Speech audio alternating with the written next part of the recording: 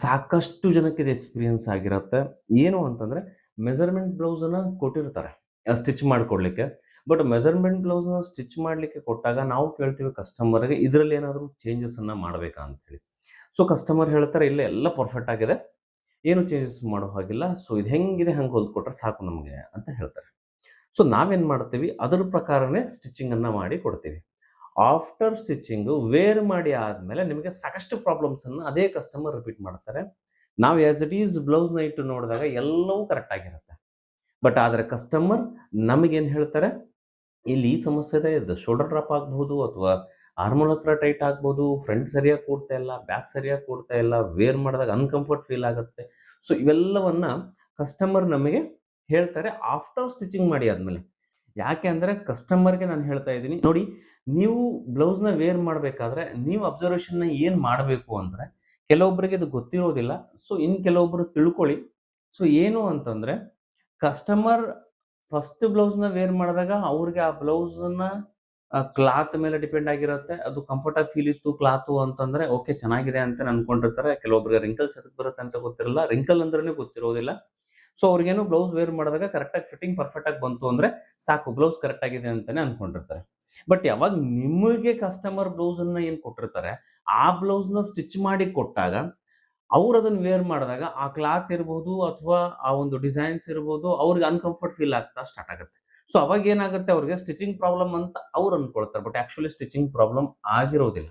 So ಹಾಗಾಗಿ ನೀವು ಕಸ್ಟಮರ್‌ಗೆ ಚಾಯ್ಸ್ ಅನ್ನ ಕೊಡಬೇಕು ಅಂತಂದ್ರೆ ಅಥವಾ ಅವರಿಂದ ಕೇಳಬೇಕು ಅಂತಂದ್ರೆ ಈ ಪಾಯಿಂಟ್ಸ್ ಅನ್ನ ಕೇಳಬೇಕು. 90% ಈಗೆಲ್ಲ ಬೌಟಿಕ್‌ಗಳಲ್ಲಿ ವೇರ್ ಮಾಡ್ಲಿಕ್ಕೆ ಅವಕಾಶ ಇದೆ. ಸೊ ಸಾಧ್ಯವಾದ್ರೆ ಮನೆಯಲ್ಲೇ ಸ್ಟಿಚ್ ಮಾಡ್ತಕ್ಕಂಥವ್ರು ನೀವು ವೇರ್ ಮಾಡಿ ನೋಡಿ ನಿಮಗೆ ಅರ್ಥ ಆಗುತ್ತೆ ಎಲ್ಲಿ ನಾವು ಚೇಂಜಸ್ ಅನ್ನ ಮಾಡಬೇಕು ಅಂತ ಹೇಳಿ.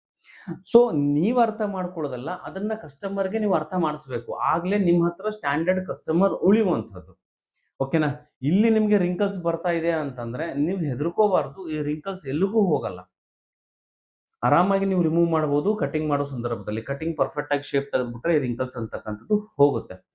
ಸೊ ಇದನ್ನ ಕಸ್ಟಮರ್‌ಗೆ ಹೇಳ್ಬೇಕು ನೀವು. ಮೇಡಮ್ ಇಲ್ಲಿ ಈ ರೀತಿ ಮುದ್ದೆ ಮುದ್ದೆ ಬರ್ತಾ ಇದೆ. ರಿಂಕಲ್ಸ್ ಬರುತ್ತಲ್ಲ. ಸೊ ಇದನ್ನ ಅವಾಯ್ಡ್ ಮಾಡ್ಕೊಂಡ್ರೆ ಬ್ಲೌಸ್ ಫಿನಿಶಿಂಗ್ ಚೆನ್ನಾಗಿ ಬರುತ್ತೆ. ನಾನು ಮಾಡಿಕೊಡ್ತೇನೆ ನಿಮ್ಗೆ. ಈ ಒಂದು ಪಾಯಿಂಟ್ ಅಲ್ಲಿ ಕೆಲಸ ನಡೆಯುತ್ತೆ. ಕಂಕುಳ ಭಾಗದಲ್ಲಿ ಟೈಟ್ ಇತ್ತು ಅಂದ್ರೆ ಇದನ್ನ ಕೂಡ ನೀವು ತೆಗಿಬಹುದು. ಇದನ್ನ ಹೇಳಿ, ಇಲ್ಲಿ ಲೂಸ್ ಇದೆ. ಇದು ಮೇಲ್ಗಡೆ ಏರ್ತಾ ಇದ್ರೆ ಬ್ಲೌಸ್ ಲೆಂತ್ ಅಲ್ಲಿ ಪ್ರಾಬ್ಲಮ್ ಇದೆ ಮೇಡಮ್. ಸೊ ಇದನ್ನ ಸರಿ ಮಾಡಿ ಕೊಡ್ತಾರೆ. ಸೊ ಇಷ್ಟು ಎಲ್ಲ ಪಾಯಿಂಟ್ ಅನ್ನ ಅವ್ರ ಹತ್ರ ಒಂದು ಪೇಪರ್ ಅಲ್ಲಿ ನೀವು ಬರೆದು ಇಟ್ಕೊಂಡ್ರೆ ದ ಕಸ್ಟಮರ್ ನಿಮ್ ಹತ್ರ ಅವ್ರು ಫೀಲ್ ಆಗೋದು ಏನು ಅಂತಂದ್ರೆ ಎಷ್ಟು ಪರ್ಫೆಕ್ಟ್ ಆಗಿ ಪ್ರತಿಯೊಂದು ಪಾಯಿಂಟ್ಸ್ ನ ಹೇಳ್ತಾರಲ್ಲ ಅಂತ ಹೇಳಿ. ಸೊ ಈ ಪಾಯಿಂಟ್ಸ್ ಹೇಳಿ ಆದ್ಮೇಲೆ ಆಫ್ಟರ್ ನೀವು ಬ್ಲೌಸ್ ಸ್ಟಿಚ್ ಮಾಡಿ ಕೊಟ್ಟ ಆದ ಮೇಲೆ ನೀವೇನ್ ಮಾಡಬೇಕು, ಅಲ್ಲೇ ವೇರ್ ಮಾಡಿಸಿ ನೋಡಿಸ್ಬೇಕು. ನೋಡಿ ಮೇಡಮ್ ನಾನು ಈ ಪಾಯಿಂಟ್ ಮೇಲೆ ನಿಮ್ಗೆ ಹೇಳಿದ್ದೆ ಕೆಲಸ ಮಾಡ್ತೀನಿ ಅಂತ ಹೇಳಿ.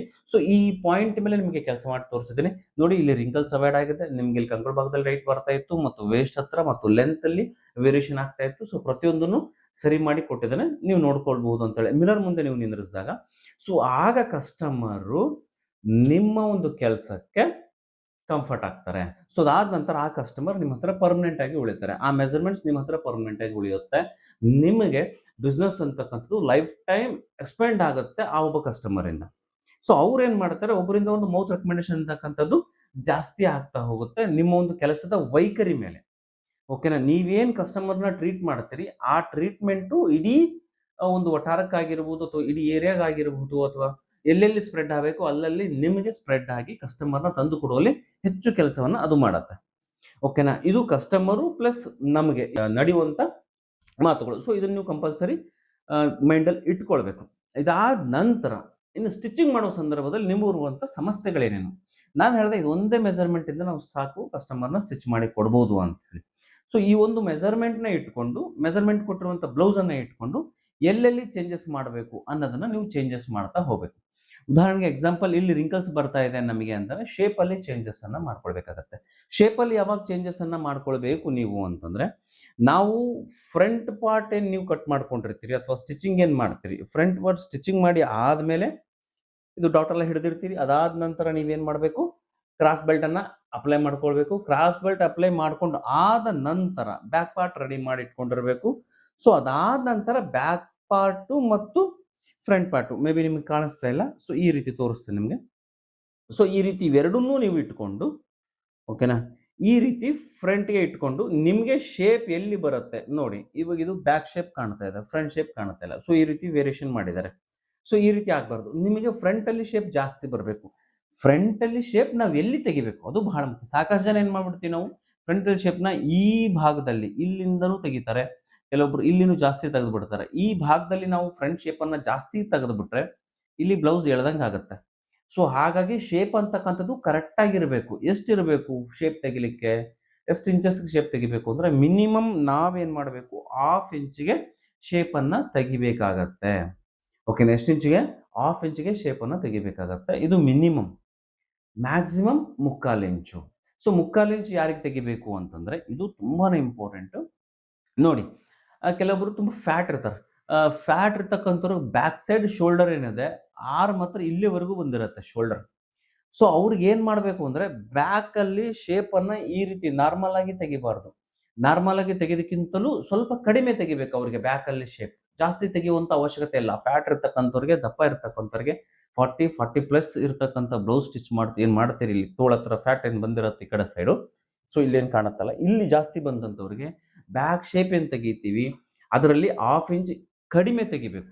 ರೆಗ್ಯುಲರ್ ಆಗಿ ತೆಗೆದಕ್ಕಿಂತಲೂ ಸ್ವಲ್ಪ ಕಡಿಮೆ ತೆಗಿಬೇಕು. ಅಂದ್ರೆ ಏನು, ಇಲ್ಲಿ ನಿಮಗೆ ಬ್ಯಾಕ್ ಶೇಪ್ ಏನು ಕಾಣುತ್ತಾ ಇದೆ, ಓಕೆನಾ?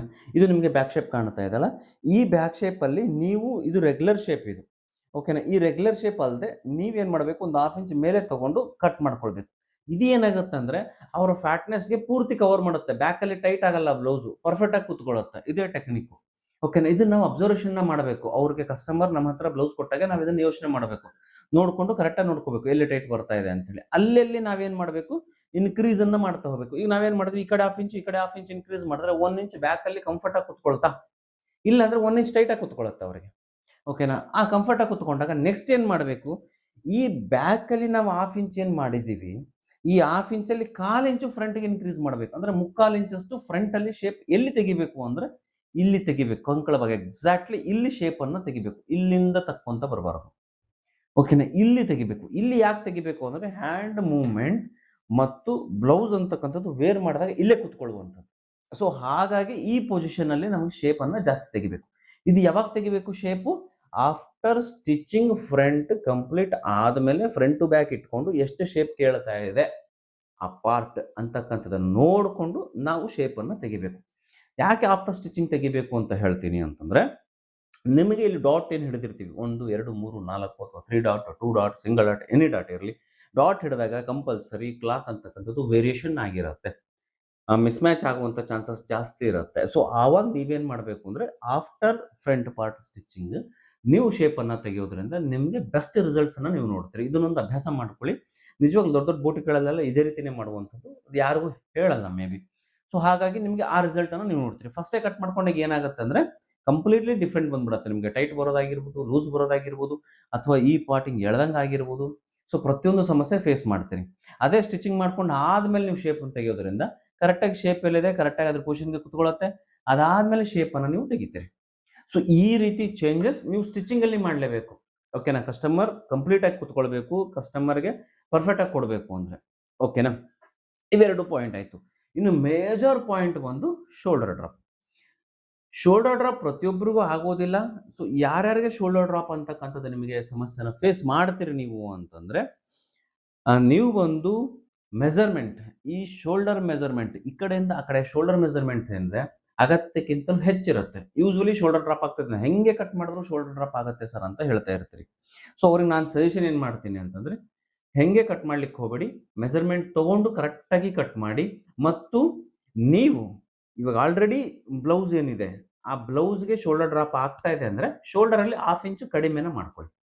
ಓಕೆನಾ? ಶೋಲ್ಡರ್ ಡ್ರಾಪ್ ಯಾವ್ಯಾವ ರೀಸನ್ ಇಂದ ಆಗುತ್ತೆ ಅಂದ್ರೆ ಪ್ರತಿಯೊಂದು ರೀಸನ್ ಕೂಡ ಇದರಲ್ಲಿ ಇನ್ಕ್ಲೂಡ್ ಆಗಿರುತ್ತೆ. ಮೇನ್ ಲೆಂತ್ ಅಲ್ಲೂ ಕೂಡ ನಿಮಗೆ ವೇರಿಯೇಷನ್ ಆದ್ರೆ ಶೋಲ್ಡರ್ ಡ್ರಾಪ್ ಆಗುವಂತ ಚಾನ್ಸಸ್ ಇರುತ್ತೆ. ಲೆಂತ್ ಅಲ್ಲಿ ಯಾಕೆ, ಲೆಂತ್ ಕಡಿಮೆ ಆಯ್ತು ಅಂದ್ರೆ ಇದು ಮೇಲ್ಗಡೆ ಹೋಗುತ್ತೆ. ಇದು ಯಾವಾಗ ಇದು ಮೇಲ್ಗಡೆ ಹೋಗುತ್ತೆ, ಇದು ಈ ರೀತಿ ಜಾರುತ್ತೆ. ಸೊ ಓಕೆನಾ? ಈ ರೀತಿ ಚೇಂಜಸ್ ಅಂತಕ್ಕಂಥದ್ದು ಆಗ್ತಾ ಇರುತ್ತೆ. ಅದಾದ ನಂತರ ಸ್ಲೀವ್ ಕ್ಯಾಪ್ ಹೈಟ್ ತುಂಬಾ ಇಂಪಾರ್ಟೆಂಟ್. ಕ್ಯಾಪ್ ಹೈಟ್ ಅಂದ್ರೆ ಯಾವುದು ನಿಮ್ಗೆ ಆಲ್ರೆಡಿ ಗೊತ್ತಿದೆ. ಆ ಕ್ಯಾಪ್ ಹೈಟ್ ಅನ್ನ ನಾವು ಕರೆಕ್ಟ್ ಆಗಿ ತೆಗಿಲಿಲ್ಲ ಅಂತಂದ್ರೆ ಈ ಕ್ಯಾಪ್ ಹೈಟ್ ಏನ್ ಮಾಡುತ್ತೆ, ಕಡಿಮೆ ಆಯ್ತು ಅಂತಂದ್ರೆ ಈ ಶೋಲ್ಡರ್ನ ಈ ರೀತಿ ಎಳ್ಕೊಳ್ಳುತ್ತೆ. ಅದ್ರ ಪೊಸಿಷನ್ಗೆ ಅದು ಕುತ್ಕೊಳ್ಬೇಕಲ್ಲ ಸ್ಲೀವ್ಸ್. ಸೊ ಅದು ಸ್ಲೀವ್ಸ್ ಅದ್ರ ಪೊಸಿಷನ್ ಕುತ್ಕೊಳ್ಬೇಕು ಅಂದ್ರೆ ಏನ್ ಮಾಡುತ್ತೆ, ಎಕ್ಸಸ್ ಕ್ಯಾಪ್ ಹೈಟ್ ಕಡಿಮೆ ಇದೆ ಅಂತಂದ್ರೆ ಆ ಕ್ಯಾಪ್ ಹೈಟ್ ಕಡಿಮೆನ ಫಿಲ್ ಮಾಡಲಿಕ್ಕೆ ಶೋಲ್ಡರ್ನೇ ಹೇಳ್ಕೊಳುತ್ತೆ, ಯಾಕೆಂದ್ರೆ ಸ್ಟಿಚ್ ಹಾಕಿದೀವಲ್ಲ, ಹಾಗಾಗಿ ಶೋಲ್ಡರ್ ಅನ್ನೋದು ಫಾಲ್ ಆಗ್ತಾ ಹೋಗುತ್ತೆ. ಸೊ ಈ ರೀತಿ ನಿಮಗೆ ಪ್ರತಿ ಒಂದರಲ್ಲೂ ಕೂಡ ಇನ್ಕ್ಲೂಡ್ ಯಾಡ್ ಆಗಿರುತ್ತೆ ಶೋಲ್ಡರ್ ಅಂತಕ್ಕಂಥದ್ದು. ಮೇಜರ್ ರೀಸನ್ ಆ ಪರ್ಚೇಸ್ ಮೆಜರ್ಮೆಂಟು ಜಾಸ್ತಿ ಇತ್ತು, ಲೂಸ್ ಇತ್ತು ಅಂತಂದ್ರೆ ಏನಾಗುತ್ತೆ, ಆಟೋಮೆಟಿಕ್ಲಿ ಇದು ಕೂಡ ಕೆಳಗಡೆ ಫಾಲ್ ಆಗಲಿಕ್ಕೆ ಸ್ಟಾರ್ಟ್ ಆಗುತ್ತೆ. ಇವೆಲ್ಲವೂ ಕೂಡ ನಮಗೆ ಮತ್ತೆ ಇನ್ನೊಂದು ಮೇಜರ್ ವಿಚಾರ, ಫ್ರಂಟ್ ಶೇಪ್ ಸರಿಯಾಗಿ ತೆಗಿಲಿಲ್ಲ ಅಂದ್ರೆ ಏನು, ಶೇಪ್ ಅನ್ನ ಇಲ್ಲಿ ತೆಗಿರಿ ಅಂತ ಹೇಳಿದ್ದೆ ನಾನು. ಸೊ ಇಲ್ಲಿ ತೆಗಿರಿ ಅಂತ ಹೇಳಿದಾಗ ನೀವು ಇಲ್ಲಷ್ಟೇ ತೆಗೆದು ಶೇಪ್ ಅನ್ನ ಈ ಪೊಸಿಷನ್ ಅಲ್ಲಿ ತೆಗಿಲಿಲ್ಲ ಅಂತಂದ್ರೂ ಕೂಡ ಈ ಪೊಸಿಷನ್ ಇದೆ ಎಕ್ಸಸ್ ಇದೆ ಅಲ್ವಾ, ಈ ಕ್ಯಾಪ್ ಹೈಟ್ ಏನಿದೆ ಇದನ್ನ ಎಳ್ಕೊಳ್ಳುತ್ತೆ ಈ ರೀತಿ, ಸೊ ಇದು ಜಾರತ್ತೆ. ಸೊ ಇವೆಲ್ಲವೂ ಕೂಡ ಇದರಲ್ಲಿ ಇನ್ಕ್ಲೂಡಿಂಗ್ ಆಗಿರುತ್ತೆ. ಸೊ ಹಾಗಾಗಿ ಈ ಕಾನ್ಸೆಪ್ಟ್ ಮೇಲೆ ಸಪ್ರೇಟ್ ಆಗಿ ವಿಡಿಯೋ ಮಾಡಿ ನಿಮಗೆ ತಿಳಿಸ್ಕೊಡ್ತೇನೆ. ಐ ಹೋಪ್ ಇವತ್ತಿನ ಕಂಟೆಂಟ್ ನಿಮಗೆ ತುಂಬಾ ಯೂಸ್ ಆಗಿದೆ ಅಂತ ಅನ್ಕೊಂಡಿದ್ದೀನಿ ಈ ಒಂದು ವಿಷಯಗಳು. ಓಕೆನಾ. ಇದಾದ ನಂತರ ಒಂದೇ ಒಂದು ಮೆಜರ್ಮೆಂಟ್ ಸೊಂಟದ ಸುತ್ತಳತೆಯಿಂದ ಬ್ಲೌಸ್ ಕಟಿಂಗ್ ಮಾಡಬಹುದಾ, ಅದೊಂದೇ ಮೆಜರ್ಮೆಂಟ್ ಇದ್ರೆ ಸಾಕು, ಎಲ್ಲವನ್ನು ಕೂಡ ನೀವು ಇಂಪ್ಲಿಮೆಂಟ್ ಮಾಡಿಕೊಂಡು ಕಟಿಂಗ್ ಅನ್ನ ಮಾಡಬಹುದಾ ಅನ್ನೋದು ನನ್ನ ಪ್ರಶ್ನೆ. ಇದಕ್ಕೆ ನೀವು ಕಮೆಂಟ್ ಸೆಕ್ಷನ್ ಅಲ್ಲಿ ಉತ್ತರ ತಿಳಿಸಿ.